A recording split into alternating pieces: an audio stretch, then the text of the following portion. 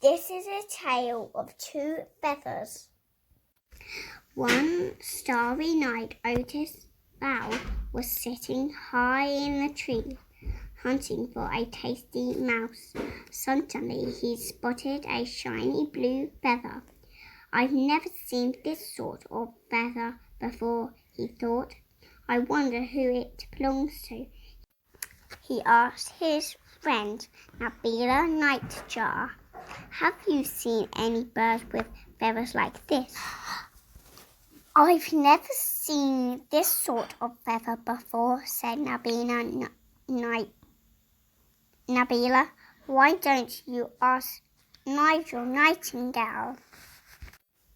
Otis took the feather to his friend Nigel Nightingale. "Have you seen any birds with feathers like this?"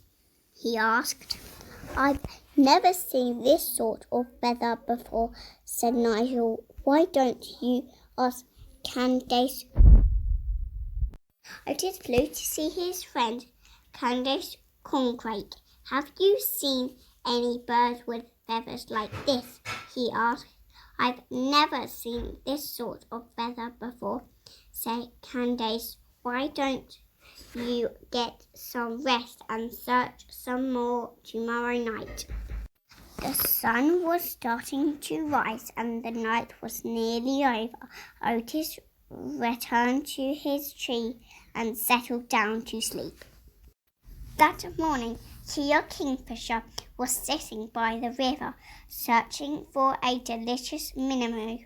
Suddenly, she spotted a stripy white feather. "I don't know any bird with feathers like this," she thought. "I wonder where it came from." She asked her friend Wilma Woodpecker, "Do you know who might have dropped this feather?" "I don't know any bird with feathers like this," said Wilma. "Why don't you ask Billy Blue Tit?" Kia took the white feather to her friend Billy Blue Tit. "Do you know who might have dropped this feather?" he asked. "I don't know any bird with feathers like this," said Billy. "Why don't you ask Bertie Billfisher?" Kia flew to see her friend Bertie Bullfinch. "Do you know who might have dropped this feather?" she asked. "I don't know any bird with feathers like this," said Bertie. "Why don't you get some rest and search some more in the morning?" The sun had begun to set and the day was nearly over. Exhausted, Kia settled down on a branch to rest. The sun disappeared and the forest became dark. Otis woke up ready for another night of searching for the mysterious bird. He stepped out of his nest and was met by the most unusual sight. Right in front of his beak, sitting on the very own branch, was a bird with shiny blue feathers.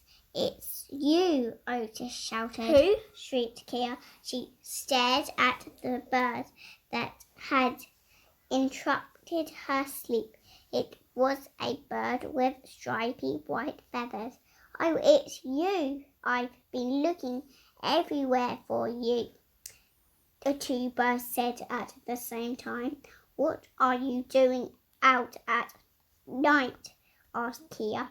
"Well, this is when I am awake," said Otis, confused.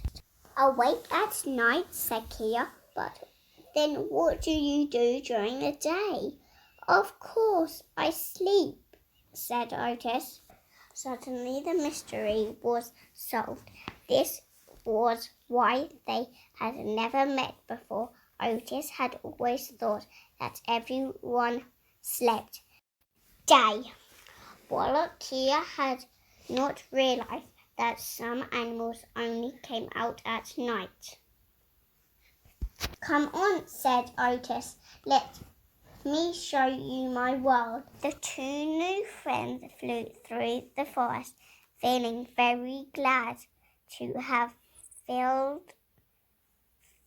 found each other. Wow, gasped Kia. Everything looks so different at night time.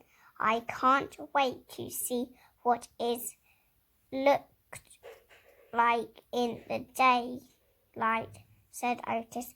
Let's meet again tomorrow, suggested Kia, and I can show you my world. And you have good sleep too. The end.